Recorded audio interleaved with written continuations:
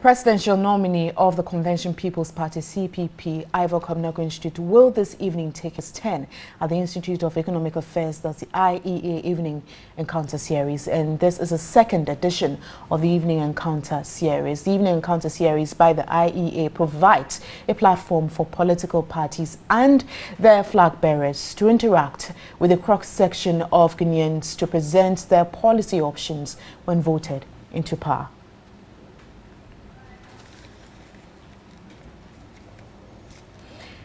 And this afternoon, representing the CPP in the studio, I do have Abdulaziz Gomda, Deputy Communications Director for the CPP. Good afternoon and thanks for your time. Now, we know that during the First Republic, the CPP did focus on industrialization. Will Ivor also concentrate on that this evening also? Is that his plan? Okay, first of all, I want to say a very good afternoon to our viewers. And it's an honor being here to throw more light on what CPP intends to do, especially with this opportunity given. Our flag bearer in the person of lawyer Ivor Greenstreets. It's a person who believes in the Ghanaian and believes that as electors they deserve to hear out what various aspirants have to offer them. So we have not taken this opportunity for granted. And of course, I am glad you mentioned the issue of the First Republic. Then let's focus on the CPP and the presidential representative of the party who's going for the IEA debates this evening. We're talking about his plans on industrialization. Yeah, of course. Industrialization is very key for any country that intends to achieve universal development, especially in a time where almost every natural resource in this country has been handed over to multinational corporations, who at the end of the day export, for the lack of a better word, all the profits into their shores, leaving Ghana a hollow economy. And you see, before you embark on a very rigorous industrialization, you ought to put certain foundations in place, like it was seen under the First Republic, under the first government of the Convention People's Party.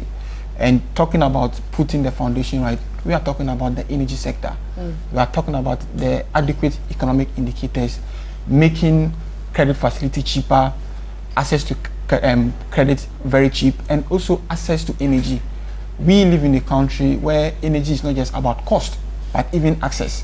So what Ivor Greenstreets intends to do that is to invest so much in our energy sector by diversifying our proceeds in terms of the areas we tap our energy from.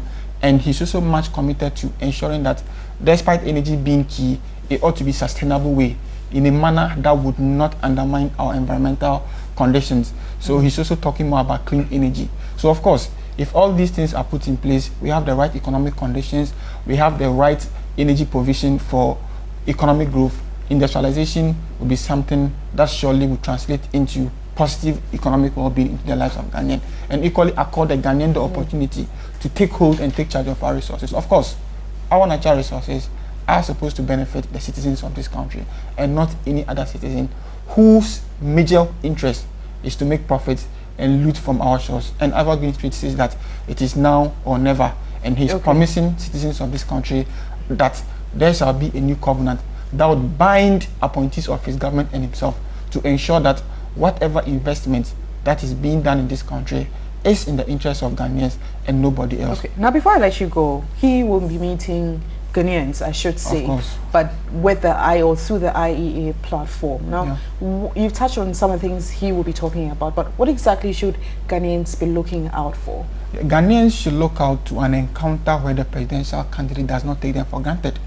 A presidential candidate who understands the sophisticated nature of the Ghanaian electorate, and that the Ghanaian electorate deserves better, and by deserving better, they ought to be given a very articulate political agenda that would serve as the basis for them to make an informed decision, because that is the first step to ensuring good governance. So he has prepared so much. He is there to tackle almost every area that affects the lives of Ghanaians and hear what they have to say in the form of the encounter, and also tell them exactly what is in plan in terms of the blueprints to making sure Ghana is better as it were previously, under the First Republic of CPP. And of course, no government has even been able to match the successes of CPP, and that's exactly what we are here today. Thank you very much, Abdulaziz Gomda. He's a Deputy Communications Director for the CPP.